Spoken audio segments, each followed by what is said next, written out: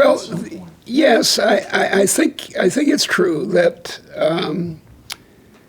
but I don't want to put it in such Protestant terms as that expression.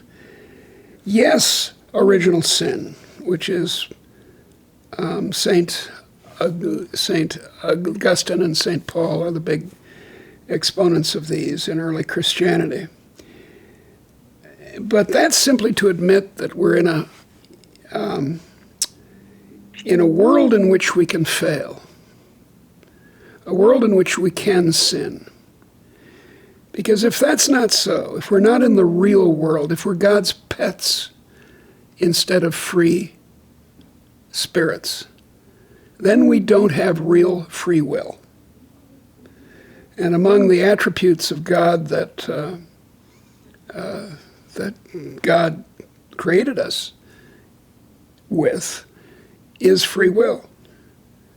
And if we were automatons, if God then he could make us perfect and we would never fall into sin. But in order to have the chance, we have to live in a real world in which we can sin. Now, deep in Christianity is the notion that all souls are equal. This isn't true in Hinduism, for example, but it is true in Christianity and Islam and Judaism. So we're equal, but we didn't start treating each other equally until the ideology of liberalism in the 18th century.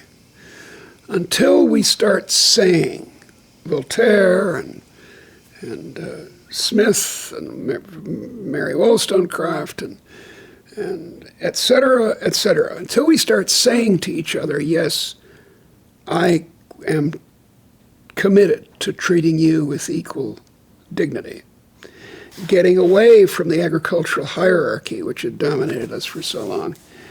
Only then did economic growth happen. Only then. So it's only this equality that gives us permission. I'm starting to think now that permission is the big way to put liberalism. It's not so much equality of opportunity. That's how it's often expressed. It's certainly not equality of outcome. That's the socialist Rousseau French Enlightenment way of looking at it. No, it's the Scottish Enlightenment, but it's not equality of opportunity exactly as equality of permission.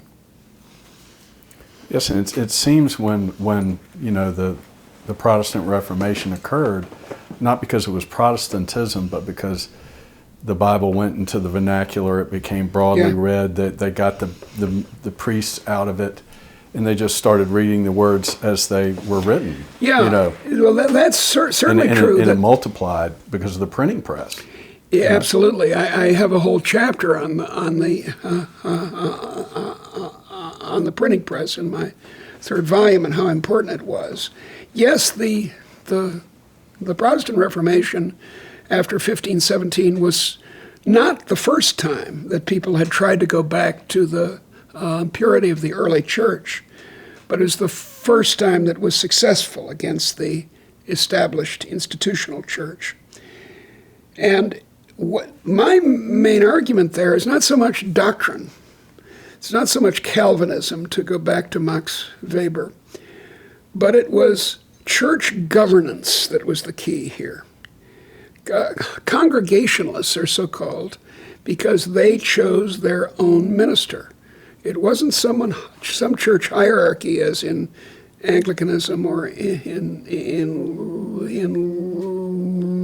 Lutheranism that made the decision. It was the congregation itself. The extreme of this are the Quakers, the Society of Friends from the 1640s in England, who didn't have a minister, where Luther's famous formula, the priesthood of all believers, which he in the end didn't really believe, came to be in force. If you go to a Quaker meeting, they sit around in a circle and wait until the Spirit of the Lord descends, and then someone speaks.